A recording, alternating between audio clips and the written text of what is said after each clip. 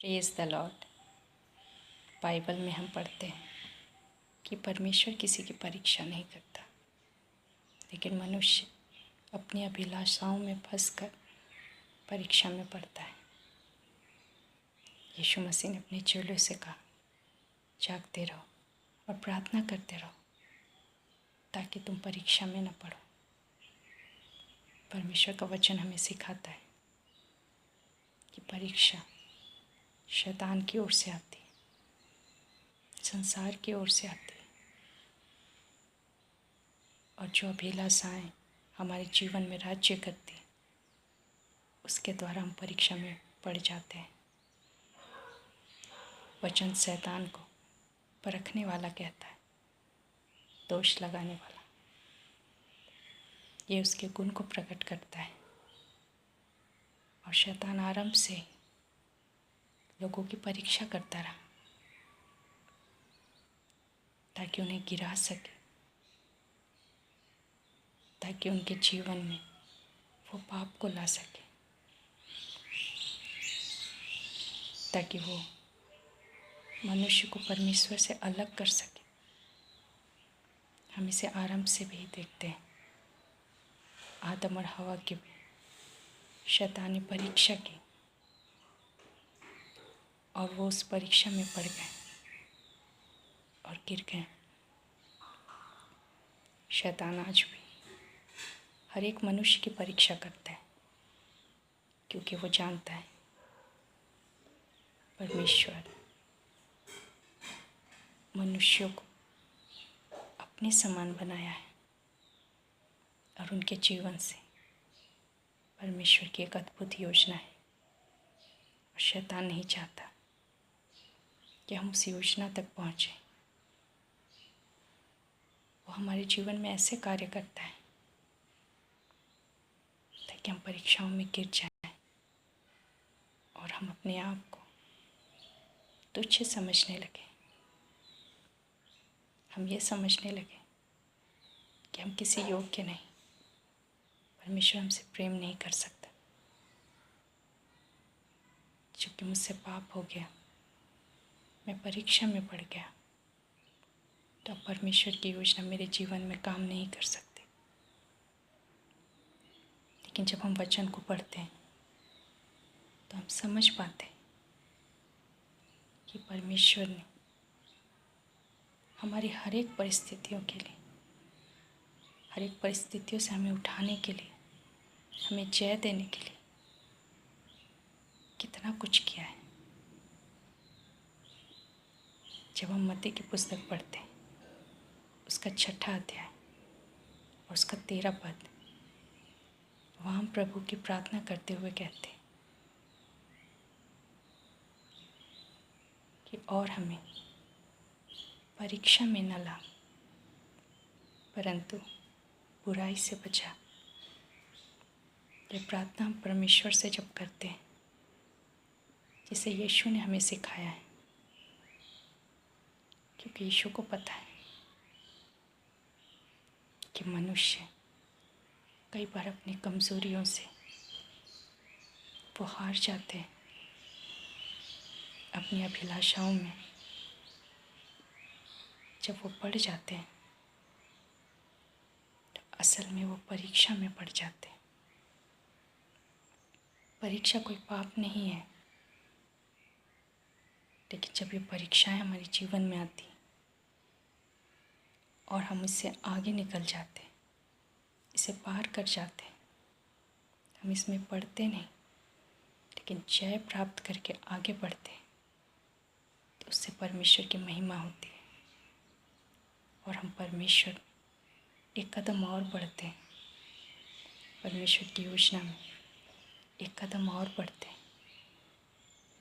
परमेश्वर को पता है परीक्षाएं आएंगी,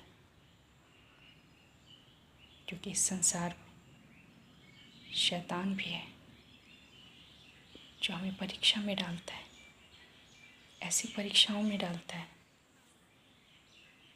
ताकि हम गिर जाएं।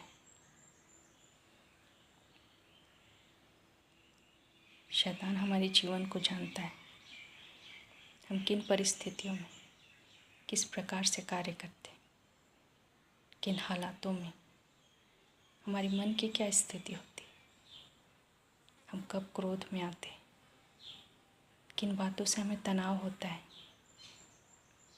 किन बातों में हम कमज़ोर हैं। वो हमारी हर एक कमज़ोर नस को जानता है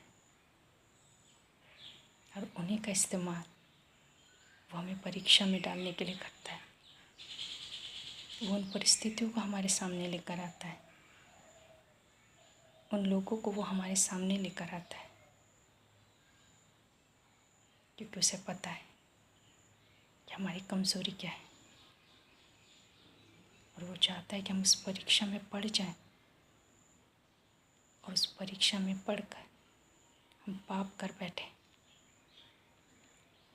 और हम खुद को पापी समझकर, निकम्मा समझकर, किसी काम का न मानकर हम अकेले हो जाएं, परमेश्वर से दूर हो जाएं। लेकिन परमेश्वर की ये इच्छा नहीं। शैतान हमें इसलिए परीक्षा में डालता है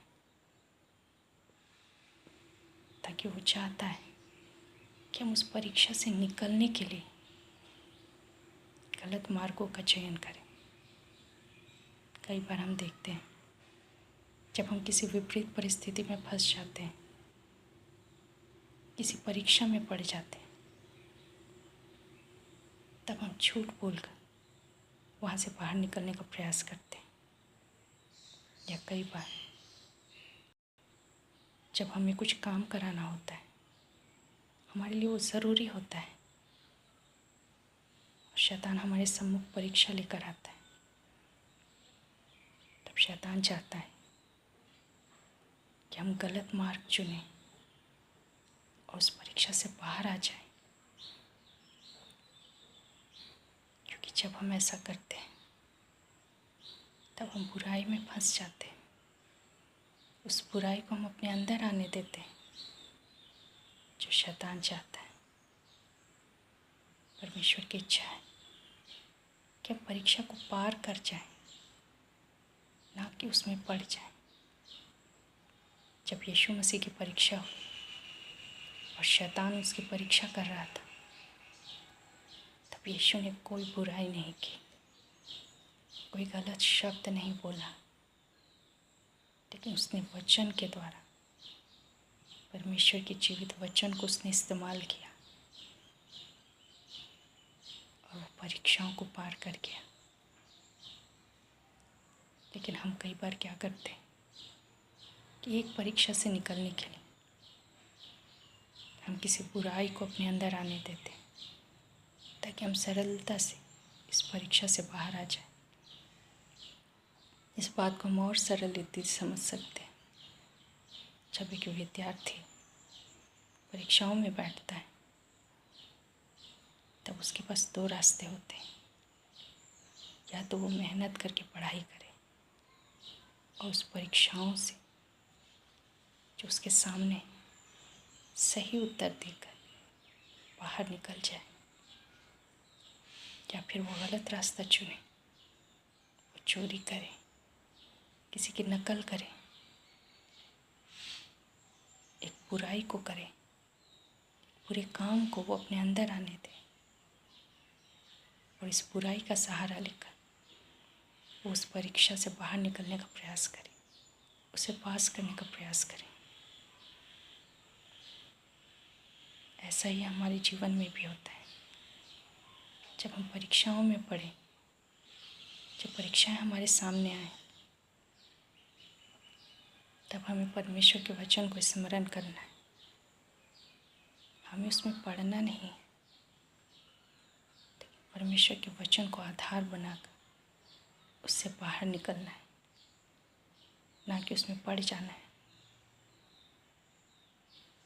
जब हम परीक्षाओं का सामना नहीं करना चाहते या परीक्षाओं से ऐसे साधनों से बाहर निकलने का प्रयास करते जो सही नहीं, तो हम अपने अंदर बुराई को आने देते हैं। बुराई शैतान की ओर से। जीवन में ऐसी बहुत सारी परीक्षाएं आएंगी